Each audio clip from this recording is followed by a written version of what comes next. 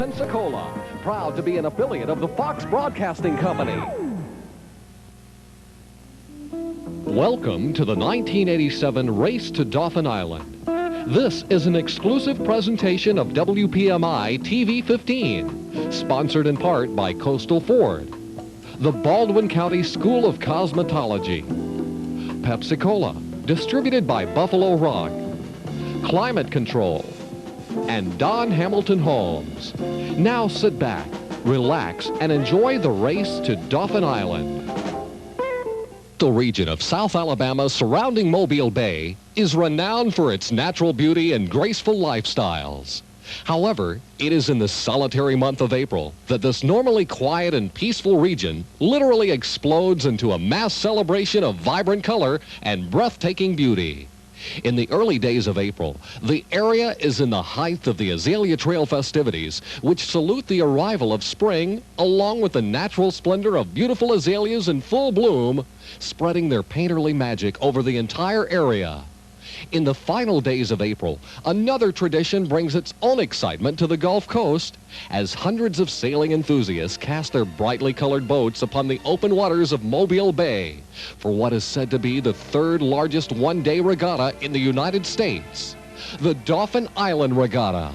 On this day, the normal, tranquil beauty of Mobile Bay is magically transformed into a spectacular exhibition of color and competition. And this is the story of the tradition, the sport, the people, the unique beauty, and the celebration of a race for Dauphin Island. Well, it's not far down.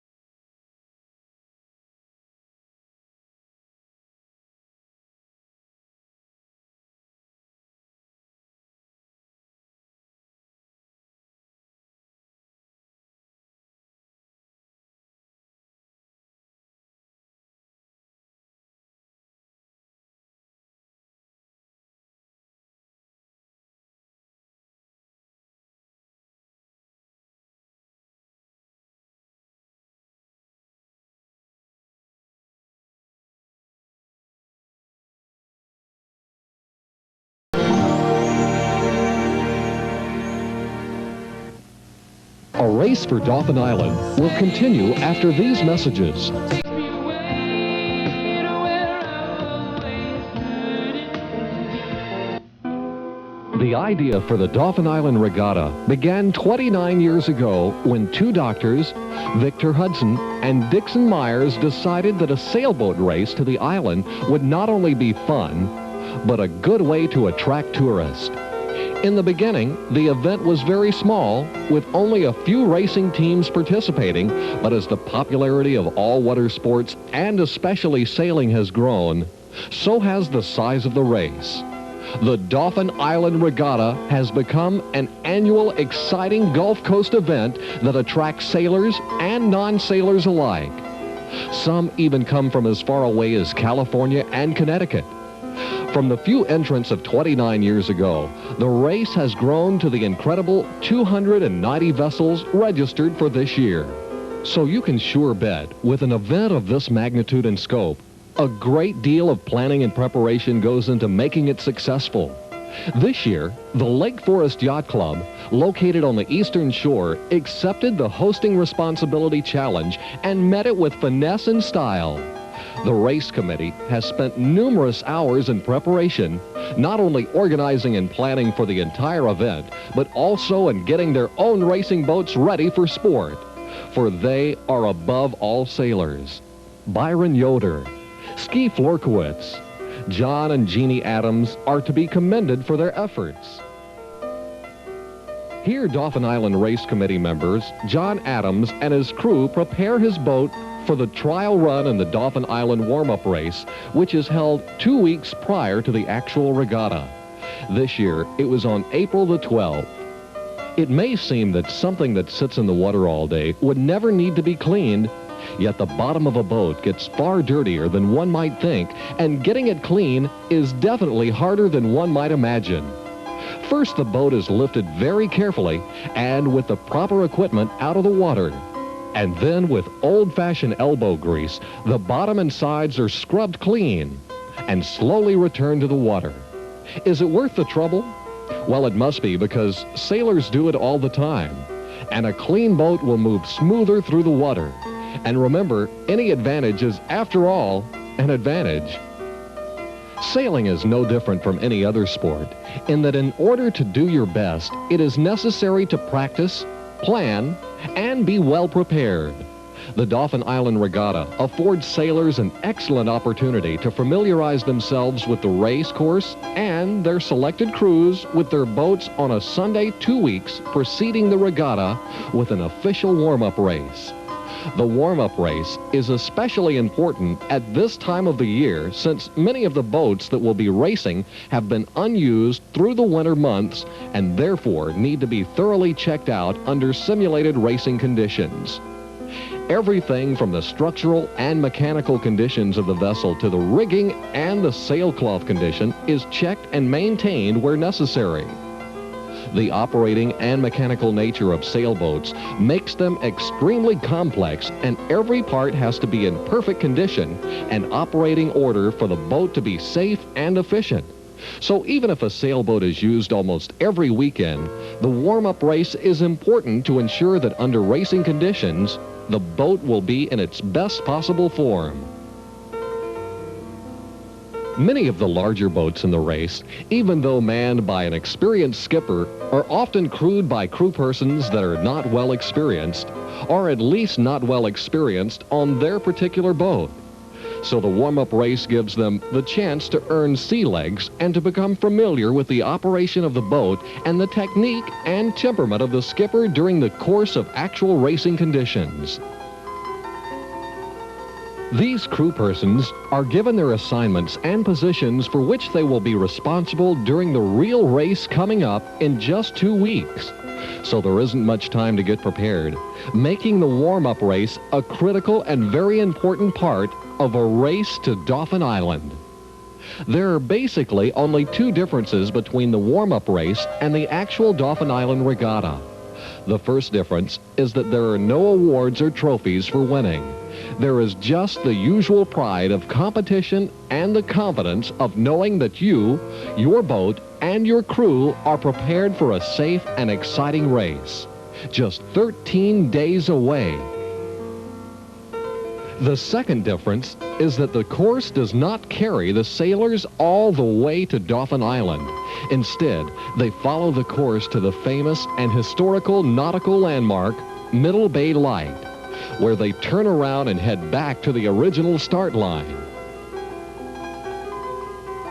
The reasons for following this course is that it enables the sailors to complete the race and return to their home port on the same day, and also running in two opposing directions exposes the sailors to almost any variation of wind direction, therefore preparing them for whatever wind conditions may exist on the following Saturday. It is no accident that Middle Bay Light is chosen as the turning point for the warm-up race. It is located near the geographical center of Mobile Bay, and it is a famous and well-recognized marker.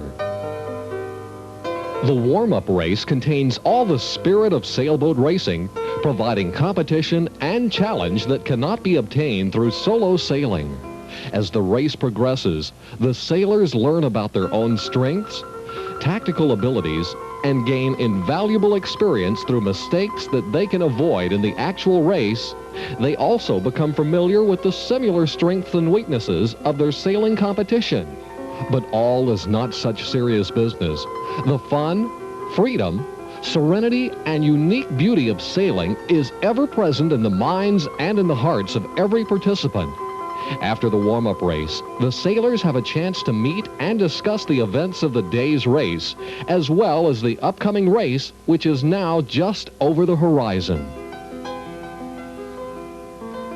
The night before the race is the traditional skipper's meeting, which is a mixture of business and pleasure. The hosting club officials provide last-minute information regarding the course and the rules and regulations surrounding the regatta.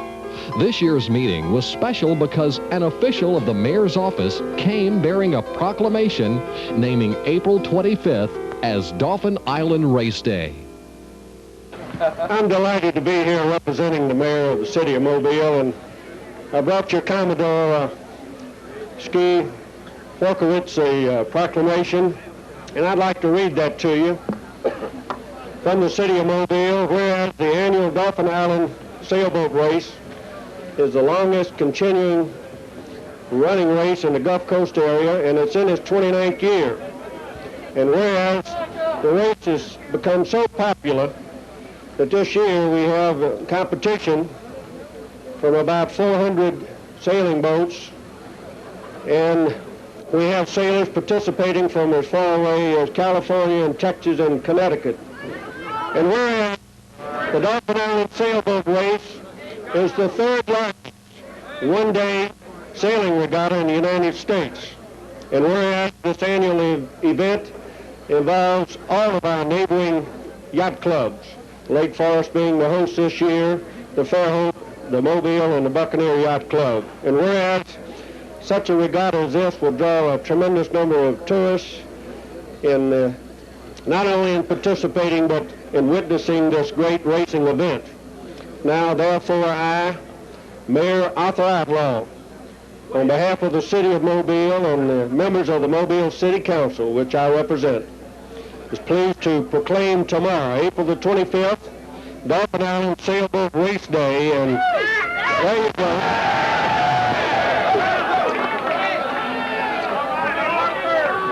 And we urge all of our citizens to support this spectacular event. And I want to congratulate you and hope that everything is successful for you, and that you come away free of any injury or any disaster, and that wish you Godspeed tomorrow, and congratulations. Commodore. Thank you. A race for Dauphin Island will continue after these messages. Serious sailmaker for the past 10 years in this area has been Sure Sails of Pensacola. They feature the most experienced staff in the Southeast, plus a computer-aided design and manufacturing program. Sure manufactures sails for all types of boats. Sure leaves no doubts about reliability. Their sails have circled the globe and won several prestigious events, including the fastest time ever in the Dauphin Island Race. If you're serious about sailing, remember Sure Sails of Pensacola, 490 South L Street. For the participants in the race for Dauphin Island, the race begins even before the first rays of sunlight fall upon the waters of Mobile Bay. Even in the twilight hours, this year's race promises to be different than usual, and last-minute preparations are necessary. The first problem is a combination of rare northwest winds and neap tides, resulting in an extremely low tide. Such a low tide can make it difficult and even impossible for some of the boats with deep keel designs to make their way out of the shallow harbors and into the deeper bay waters. In the peaceful hours of morning light, a floating parade of masted boats flow meditatively toward the starting line in the open northern reaches of Mobile Bay. Once at starting line, the scene